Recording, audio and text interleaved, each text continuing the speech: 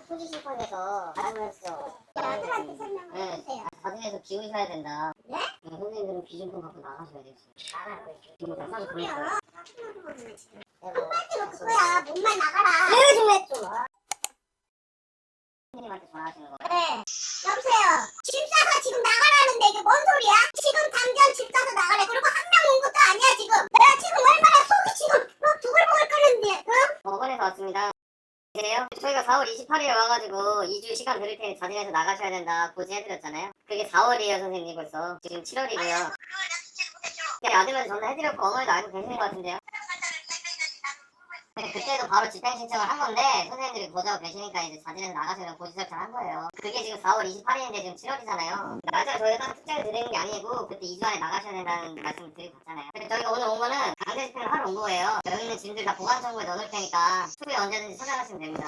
아니 저희 지금 그렇게 못해요. 아니 연기를 좀 해줘요. 제가 죽지 못해 지금 살아요. 저는 어쩔 수가 없어요. 또 제 업무를 하는 거라서 제가 방법이 없습니다. 그런 얘기를 좀 알려주시죠. 집행 계고 4월달에 했을 때도 이야기 좀 드렸었고 저희가 점유정지 가처분했고 계고하고 지금 집행은 3번째거든요. 그 사이에 저희가 문자도 드리고 내용증명도 보내고 전화도 드렸었어요. 근데 어쨌든 아버님은 이거에 대해서 제도를 이해를 못하세요.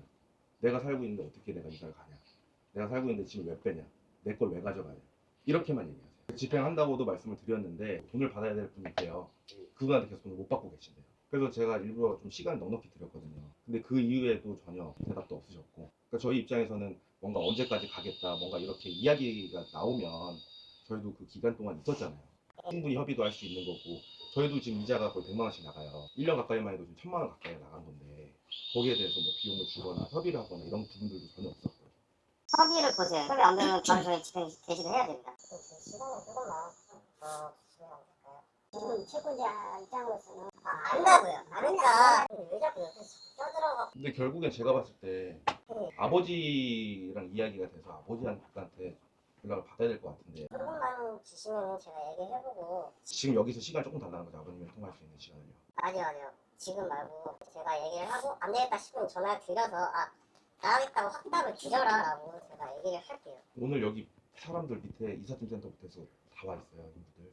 내가 방금 한 얘기가 그 얘기. 이 비용이 지금 많아서 지금 또 가셔야 되면 비용 또 발생하고 다음에 또 네, 그건 다 알고 있어요. 제가 봤을 때는 사실 충분히 지금 저희가 소유권 이전한 지 1년이 됐고 기간이 너무 오래됐기 때문에 이 며칠 사이에 해결이 될 것 같았었으면 그 전에 아마 해결이 됐을 거라고 좀 생각을 하기 때문에 좀 어렵지 않을까 싶습니다. 원하시는 거는 그냥 오늘 다 한마디로 그거야. 몸만 나가라. 아유 좀 해, 좀.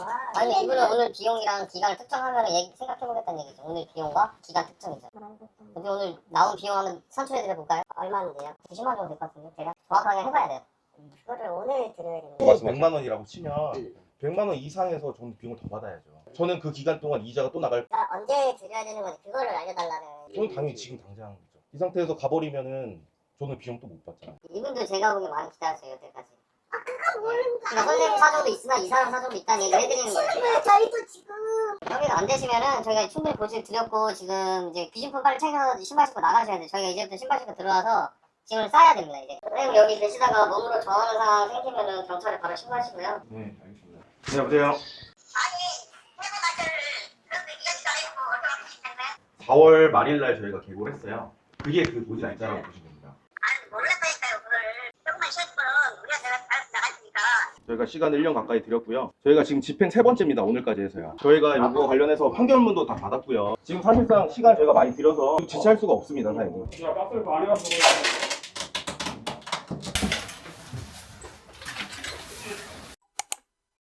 집이 처참하네요. 완전 곰팡이에다가 여기도 와 장난 아닙니다. 이제 여기가 어떻게 바뀔지 뭐부터 해야 될지 고민을 좀 해봐야 될 것 같습니다. 어차피 일어날 일은 일어납니다. 네, 해야죠. 안녕하세요, 홍일주입니다. 강제 집행 현장에 있어가지고 지금 강제 집행이 다 끝났습니다. 저희가 1시 정도 시작을 해가지고 약 한 3시간 반 정도 동안 지금 강제 집행을 했는데요. 강제 집행을 하기 전에 여러 가지 좀 과정들이 좀 많이 있었습니다. 점유이전금지 가처분도 했었고요. 그리고 명도 소송도 했었고요. 판결문 받아서 강제 집행 계고도 했었고요. 그리고 오늘은 강제 집행까지 했습니다. 그래서 총 4번의 과정을 겪었다라고 보시면 될 것 같습니다. 근데 계속 이제 협의를 좀 진행을 하려고 했었는데 영상이 어디서부터 어디까지 나갈지 모르겠지만 계속 협의가 되지 않았어요. 제가 아드님이랑도 그 전에 계고 때도 이야기를 했었는데 아버지랑 전혀 이야기를 하시지 않았어요.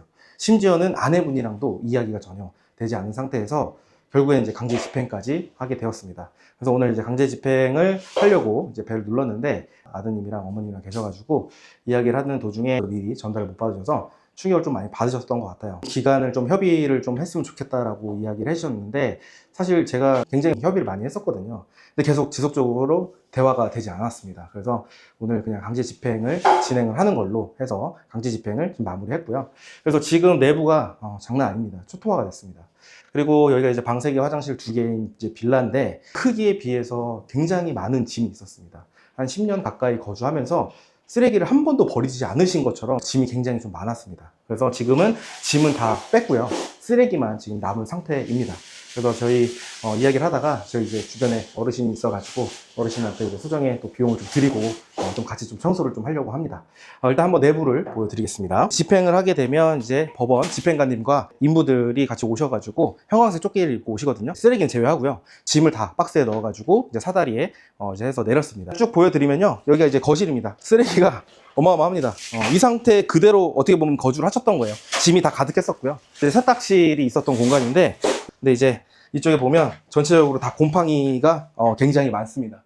그래서 지금 여기를 어디서부터 어떻게 손을 대야 될지 촬영을 하면서도 지금 고민이 계속 되고 있습니다. 하지만 이런 경험들은 제가 또 많이 있기 때문에 당황하지 않고 순서에 맞춰서 이성적으로 판단해서 하나씩 진행하고 그 중간중간 모습을 여러분들한테 보여드릴게요. 화장실이 현재 여기 안에 있고요. 화장실은 그래도 좀 커요. 이게 사실 연식이 그렇게 오래되진 않았는데 너무 더럽게 쓰시다 보니까 상태가 전체적으로 안 좋습니다.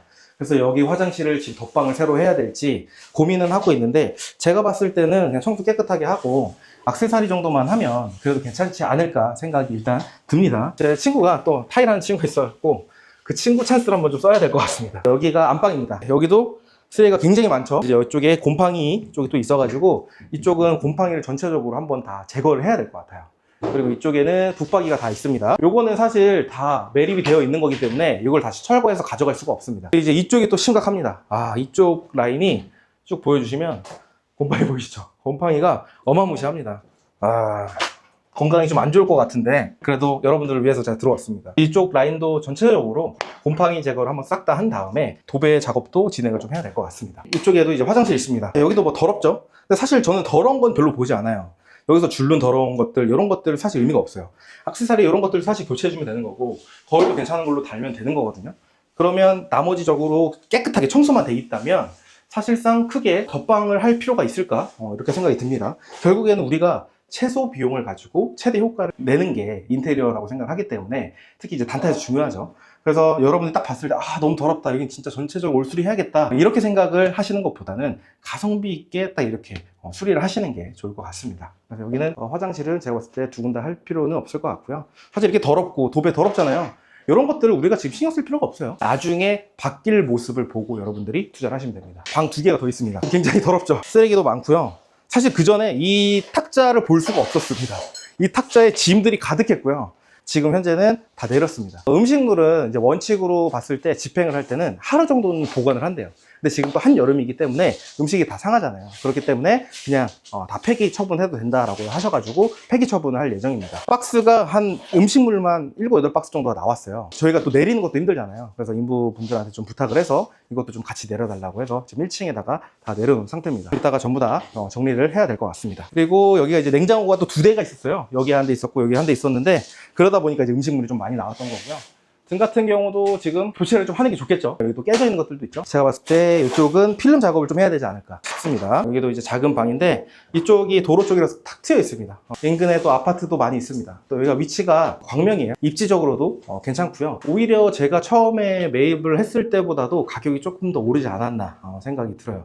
제가 처음에 낙찰을 받으려고 시세 조사했었을 때는 한 2억 9천 정도 봤었거든요. 2억 9천에 실제로 실거래가가 또 찍힌 내용이 또 있어가지고 2억 9천을 생각을 했는데 다른 부분들 때문에 좀 한 2천 정도 빼서 한 2억 7천에 매도해도 괜찮지 않을까 이제 생각을 했거든요. 근데 지금은 또 집행을 하고 보니까 지금 호가가 한 3억 2, 3천 정도에 나와 있습니다. 그래서 한 3억 정도에만 매각을 한다라고 하면 괜찮지 않을까 생각은 드는데 사실 이 매도 관련해서는요, 사는 건 또 기술이지만 또 파는 거는 예술입니다. 그래서 이 타이밍이 왔었을 때는 1, 2천만 원 정도까지는 내가 내려서 거래를 할 수 있다라고 하면 거래를 하는 게 중요합니다. 근데 여기서 제일 중요한 건 뭐예요? 일단 저렴하게 사야 됩니다. 저렴하게 사야지만 내가 매수인이 왔을 때 1, 2천만 원이라도 내가 가격을 낮춰서 매도를 또 할 수 있거든요. 그렇기 때문에 저는 사실 지금 아쉬운 건 없어요. 뭐 물론 이제 그 기간 동안 또 이자가 나가거나 이런 부분들도 있긴 하겠지만 다 또 비용 처리되는 부분들도 있고요.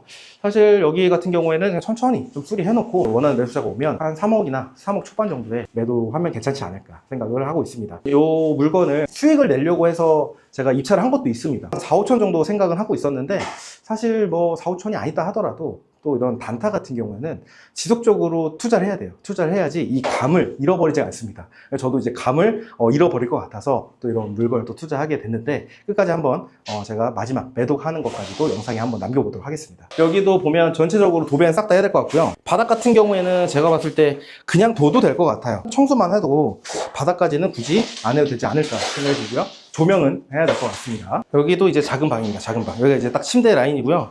여기 보이시죠? 이제 아마 머리를 보통 많이 대고 있으면 머리에서 나오는 기름이 여기 좀 많이 묻습니다. 특히나 저도 이제 다가구 투자를 하면서 원룸 같은데 보잖아요? 새 집도요. 어떤 임차인이 들어와서 머리를 이렇게 대고 핸드폰을 봐요.